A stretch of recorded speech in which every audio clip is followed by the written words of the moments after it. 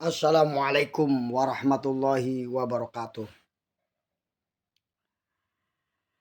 Dalam kesempatan kali ini saya ingin menyampaikan sebuah materi agar kita memahami apa yang dilarang dan apa yang diperbolehkan dalam ajaran Islam. Agar berkah, marilah kita bersyukur kepada Allah Subhanahu wa taala dan bersolawat kepada Nabi kita Muhammad sallallahu alaihi wasallam. Allahumma sholli ala sayyidina Muhammad wa ala ali sayyidina Muhammad. Karena banyaknya pemahaman yang atau pertanyaan dari sahabat-sahabat terkait dengan masalah dendam dalam Islam. Pengertian dendam dalam Islam itu adalah al-hiqdu, pengertian dendam.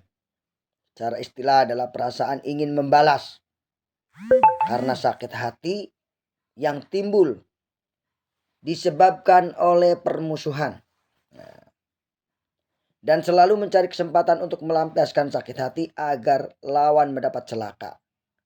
Barulah ia merasa puas. Terkait dengan undangan, ketika kita diundang oleh seseorang, kemudian kita tidak datang, kemudian orang yang mengundang itu ketika diundang juga tidak datang, itu bukan balas dendam. Karena di hatinya tidak ada permusuhan. Hanya ingin membalas saja.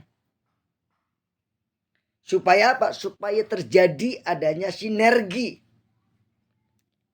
antara yang satu dengan yang lainnya, tidak ada kesombongan. Memang kita harus sinergi antara teman kita dengan sahabat kita.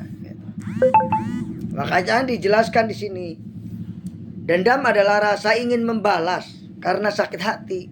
Nah, ketika kita membalas bukan karena sakit hati, tapi karena ingin memberikan tausiah, memberikan peringatan. Yolah, kalau kita diundang temannya, kalau kita bisa hadir ya hadir.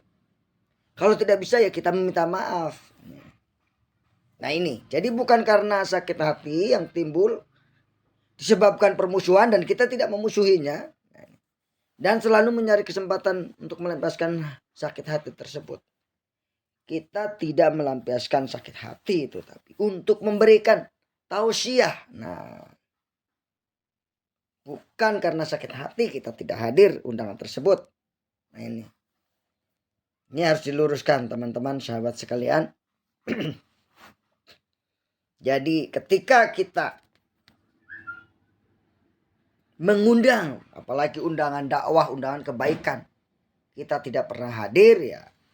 Ketika orang tersebut diundang tidak hadir bukan karena sakit hati atau balas dendam, musuhan, tetapi karena apa? Ingin memberikan tausiah, ya. Tausiah. Dan itu tidak mencelakakan, orang lain. Gitu. Teman-teman perlu diluruskan ya, jangan sampai dikatakan balas dendam, bukan balas dendam, tetapi adalah memberikan tausiah atau memberikan pelajaran. Nah ini kepada orang tersebut. Nah, kalau rasa dendam merupakan suatu kondisi di mana kita menginginkan orang lain yang melakukan kesalahan terhadap diri kita menerima balasan atau konsekuensi dari kesalahan. Itu. Nah, ini. Nah, sedangkan yang dimaksud balas dendam adalah mengacu pada bahasa Arab, yaitu perbuatan membalas perbuatan yang lain karena sakit hati atau dengki.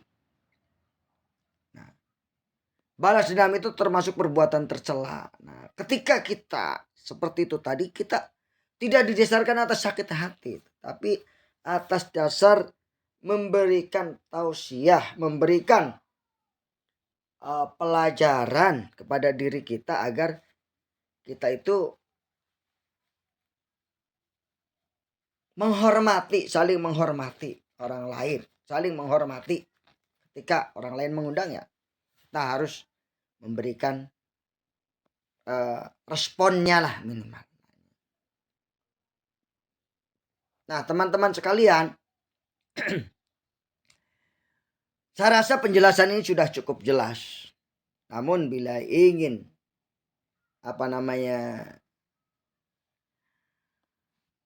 lebih jelas lagi,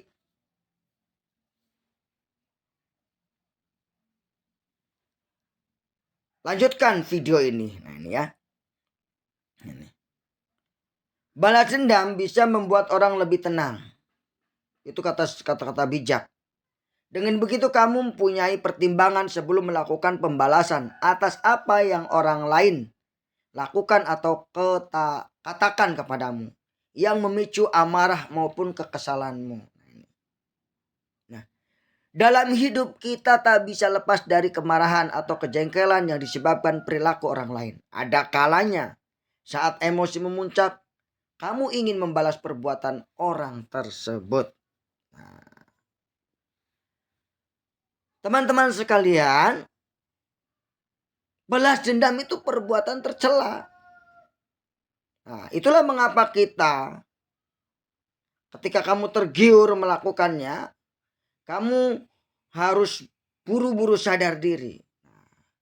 Balas dendam tak akan ada penyelesaian masalah. Bahkan sebaliknya memperpanjang masalah karena kamu hanya mendapatkan kepuasan sesaat. Teman-teman sekalian, ada beberapa kata-kata bijak untuk kita dapati ya. Yang pertama misalnya, saat kamu mulai perjalanan balas dendam, mulailah dengan menggali dua kata. Menggali dua kuburan. Satu untuk musuhmu dan satu untuk dirimu sendiri. Jadi jangan sampai kita balas dendam, itu bukan balas dendam ya. Balas dendam adalah kobaran api yang membakar para pelaku pembakar. Ini kata orang luar negeri, Mac Lucado. Balas dendam hanya dapat ditemukan di jalan menuju kehancuran diri. Wayne Great Hotman. Pembalasan adalah monster nafsu makan, haus darah selama dan tidak pernah kenyang. Kata Richel. Balas dendam terbalik adalah terus hidup dan membuktikan diri. Pelajaran kita terluka, kita ingin balas dendam. Kemudian kita menyadari bahwa sebenarnya kebahagiaan dan memaafkan orang lain adalah balas dendam yang terbaik. Balas dendam itu seperti politik. Satu hal selalu mengarah ke hal lain sampai keburukan menjadi lebih buruk dan lebih buruk menjadi lebih buruk. Balas dendam memulai api yang tidak ada kendalikan. Balas dendam tidak layak untukmu. Jika kamu berkonsentrasi pada balas dendam, kamu akan menjaga luka-luka itu tetap segar yang seharusnya bisa disembuhkan. Jika Anda merasa perlu balas dendam, mendapatkannya tidak akan membantu Anda. Itulah beberapa kata bijak terkait dengan balas dendam. Balas dendam tidak manis, itu suram dan membuang-buang waktu. Saya telah belajar dari perang yang dipicu oleh balas dendam. Tidak ada yang bisa lahir kecuali kesedihan. Nah, sahabatku sekalian, dalam kita mengajak orang lain untuk berdakwah, mengajak berbuat baik. Nah, itu salah satunya mungkin dengan cara yang menghindari balas dendam tersebut.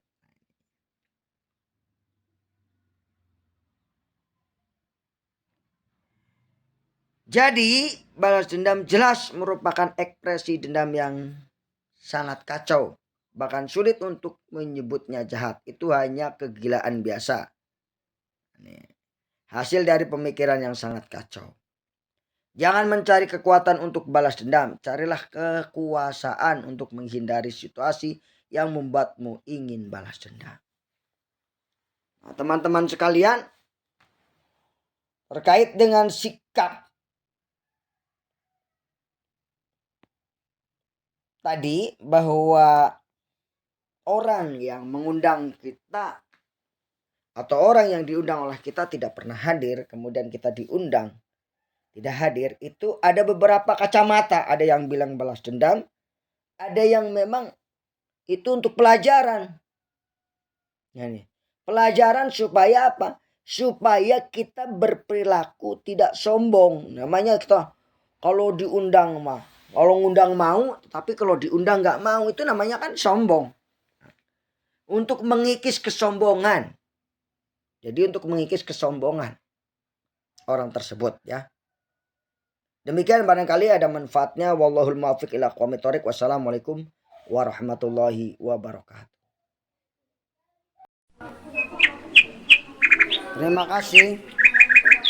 Terima kasih udah berkunjung ke Yaji channel YouTube. Oke.